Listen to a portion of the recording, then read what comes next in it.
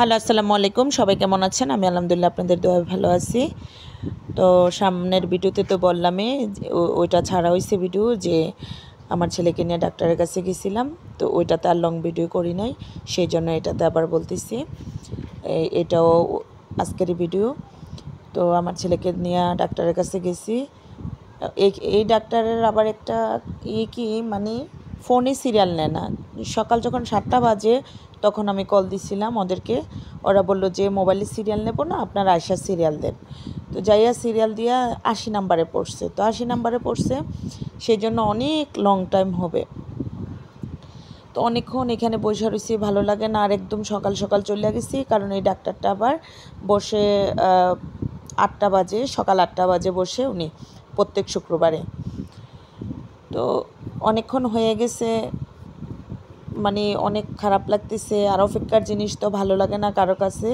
তো বৈশা রয়েছি, পরে দিয়া কফি আনাইলাম, ছেলেটার মেয়েটার জন্য কফি আনাইলাম, আমি চা খাইলাম। দেখি যে শরীরটা ভালো লাগে কি না। বা সকাল সকাল একদম ভোরবেলা উঠে গেছি, তো চোখে ঘুম ঘুম লাগতেছিল। আর আমার আব্বু চলে গেছে। আবার আমি তো ওই যে অ্যান্টিবায়োটিক ওষুধ খাইছি কয়েকদিন পায়ের ব্যথার জন্য, তারপর হচ্ছে পেটের ব্যথার জন্য। সেই জন্য মানে একটু একটু ঘুম আইসা পড়ে। তো ঘুমটা যাওয়ার জন্য একটু দেখলাম চা খাইয়া যে ঘুমটা যায় কি না। তো আমার ছেলেটা আবার এই যে কফি আমাকে টেস্ট করতে দিছে যে আম্মু দেখো তো কফিটা তো মানে কেমন লাগতেছে, ভালো লাগে না। তো আমি আবার বললাম যে এখানে তো আর এতটা পিওর কফি পাওয়া যাবে না, যেমন বড় বড় রেস্টুরেন্টে বিক্রি হয় এরকম তো আর পাওয়া যাবে না।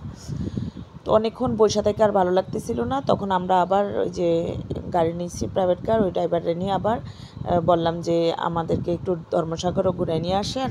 ধর্মসাগরে আসলে আমি কুমিল্লার মেয়ে হয়েও ধর্মসাগরে কখনো যাই নাই। এমনি নাম শুনছি, কিন্তু যাওয়া হয় নাই আর কি, কোনো না কোনো কারণে। কারণ আমি তো থাকতাম ঢাকাতে, তো সেই জন্য ধর্মসাগরে আর যাওয়া হয় নাই ওই দিকটা। তো পরে দিয়ে ড্রাইভারে বললাম যে আপনি যাবেন, কারণ ওনারও তো একটা মতামতের ব্যাপার আছে। তো উনি বললো আচ্ছা ঠিক আছে চলেন, সমস্যা নেই। তখন ধর্মসাগরে গেলাম। তো যাওয়ার পরে দেখলাম অনেক মানুষ ওইখানে, মানে এত মানুষ, এত দুপুরবেলা, মানে তখন বাজে 12টা মেবি এরকম, মানে এত মানুষ, মানে অনেক মানুষ। তো ভাবলাম যে এত গরমে এত মানুষ, আর আজকে 5-6 দিন ধরে যে গরমটা দিয়ে রাখছে, এত গরমে এত মানুষ, আর ঠান্ডার সময় যেন কত মানুষ হয়। তো আলহামদুলিল্লাহ, আল্লাহর প্রাকৃতিক সৌন্দর্য অনেক সুন্দর, অনেক ভালো লাগছে। মানে নিরিবিল পরিবেশ, অনেক মানুষ হইলো, এরিয়াটা অনেক বড়, তো মানে বোঝা যাচ্ছে না মানে। আর এখন তো রৌদ্রবেলা, সবাই একসাথে জুটি বেঁধা রৌদ্রের মধ্যে দাঁড়িয়ে দাঁড়িয়ে থাকতেছে না। আমার মতো তো আর পাগল নেই, আমি তো দাঁড়িয়ে দাঁড়িয়ে আপনাদেরকে দেখার জন্য ভিডিও করতেছি। এটা হচ্ছে আমাদের কুমিল্লা ধর্মসাগরের পাড়। তো এখানে আবার দেখি অনেক মামারা অনেক কিছু বিক্রি করে। তো আমি পেয়ারা নিলাম, তেঁতুল দিয়া মাখাইয়া, ভালো লাগছে আলহামদুলিল্লাহ, কারণ অনেক গরম পড়ছে তো ভালো লাগছে। তারপরে ওই মেয়েটা মুড়ি নিল, ঝালমুড়ি। তারপরে হচ্ছে ছেলেটা বেলপুরি নিল। তেমনি মিলে জেলে সবাই টুকটাক মানে খাইছি। তারপর ড্রাইভারও বলছে খাওয়ার জন্য, উনিও খাইছে। তো ধর্মসাগরের পাড়টা অনেক সুন্দর আসলে।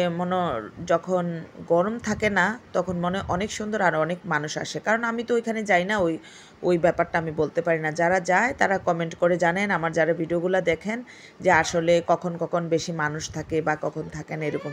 তো এখন তো ঈদ আসছে, এই জন্য হয়তো বা দুপুরের দিকেও এত মানুষ ছিল।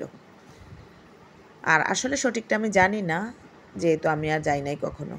তো গাড়িটার সামনে দাঁড়িয়ে একটা ভাব নিলাম যে একটা ভিডিও করো। আসলে কাহিনী কি, এখানে মানে দাঁড়ানো যাচ্ছে না মানুষের ভিড়ে। তো গাড়িটা যে জায়গায় রাখছে ওই জায়গায় আবার মানুষ নাই। তো ভাবলাম গাড়িটার সামনে দাঁড়িয়ে একটা ভাবও নেই, একটা ভিডিও করি।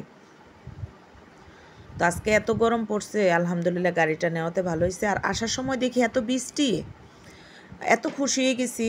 আসার সময় নিমসারের পরে থেকে বৃষ্টিটা আরম্ভ হয়ে গেছে। তো এত খুশি হয়ে গেছি, ভাবছি কি যে বৃষ্টি, যেহেতু বাসায় যাইও তো বৃষ্টি পাবো, কারণ কুমিল্লা গেছি ডাক্তার দেখানোর জন্য, আমাদের বাসা তো চান্দিনা। ভাবছি যে বাসায় তো বৃষ্টি থাকবেই। আইসা দেখি মানে কাঠের পোলের আগে একদম ঠাটা পড়া রৌদ্র। কাঠের পোলের আগে কোনো রাস্তাঘাট ভিজা নাই, ঠাটা পড়া রৌদ্র। আর বাসায় তো আইয়া দেখি একদম এত তাপমাত্রা, মনে হয় যেন ডিম দিলে আমাদের ছাদের উপরে এমনি ভাজা ভাজা হয়ে যাবে, আর আগুন লাগবে না, গ্যাস লাগবে না, এমনি ভাজা ভাজা হয়ে যাবে। তো এই অবস্থা। তো আমার মেয়েও অনেক আনন্দ করতেছে, আম্মু বৃষ্টি আসছে, বৃষ্টি আসছে, বাসায় যেয়ে ভিজবো।